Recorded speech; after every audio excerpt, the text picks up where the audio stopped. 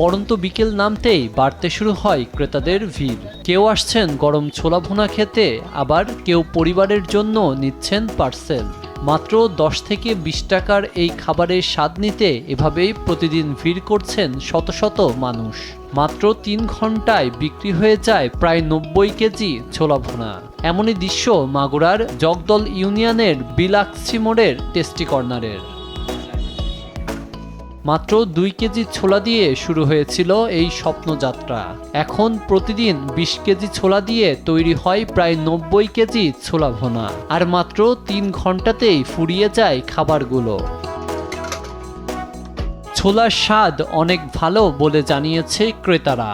এছাড়াও দাম ও মান নিয়ে সন্তুষ্ট প্রকাশ করেছেন তারা। ফেসবুকে নিউজ দেখছিলাম যে মাগুরা বিলাক্সি গ্রামে একটা ছোলা ভুনার দোকান অনেক ভাইরাল হয়েছে। তা মাগুরা থেকে এটা খুব বেশি দূরে না, 4 থেকে 5 কিলোমিটার। তা আমি আসছি আজকে টেস্ট করার জন্য, তা খেয়ে যা বুঝলাম অনেক সুস্বাদু এবং অনেক লোকজন দেখি এখানে আসতেছে, অনেক ভিড়। ছোলা তো অনেক লোকেই বেশি, এরামের ছোলা আমি কোনো জায়গায় পাই নাই এখন। এনে খুব সুন্দর, এই প্রত্যেক দিনে আমরা আসি। বাইরের থেকে দূর থেকে লোক আসে এবং মোটরসাইকেলে বাইসাইকেলেও আসে এবং ডেলি আমি এসে খাই।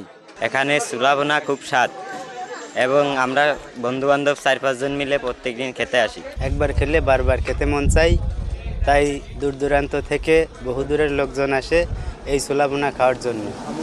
খাই, অনেক তৃপ্তি পাই, মজা পাই, এজন্য বারবার ছুটে আসে ইশারতের ছোলা ভুনা খেতে। আমরা শুনেছি যে 0 থেকে মানুষ হিরো হয়, তো ইশারতের মাধ্যম দিয়ে আমরা সেটা দেখতে পারতেছি এবং সে 2, 4, 5, 10 জনের কর্মসংস্থানের ব্যবস্থা করতে পেরেছে।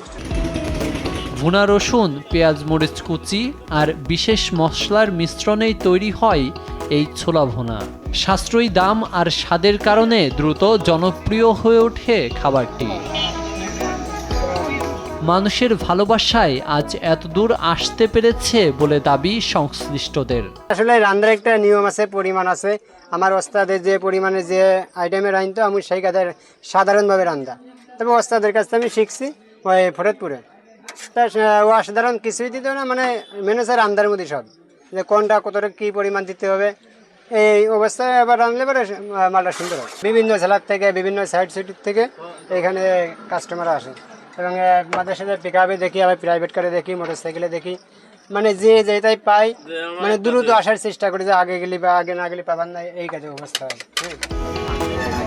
বর্তমানে এই উদ্যোগে কর্মসংস্থান হয়েছে 6 থেকে 7 জনের। পরিশ্রম আর মান ধরে রাখলে ছোট উদ্যোগও যে বড় সাফল্যের গল্প হতে পারে, ইসরাত আলীর টেস্টি কর্নার তারই উদাহরণ। News desk, test TV.